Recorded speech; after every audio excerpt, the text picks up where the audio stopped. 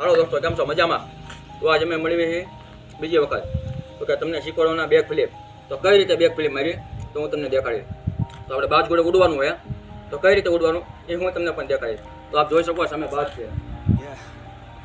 તો એથી કહેતા કે ચકલા કોઈ બી બાજ ન બને, કોઈ દી બાજ ચકલા બાજ ન બને. તો એ બાજ છે, તમે જોઈ શકો છો.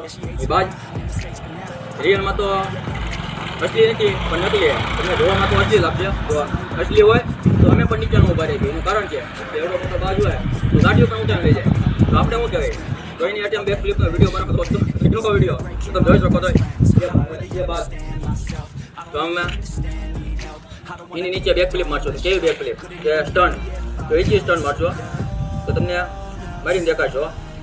તો યુટ્યુબ ચેનલમાં તમારું હાર્દિક સ્વાગત કરે છે કે ફિલિપભાઈ નિલેશ.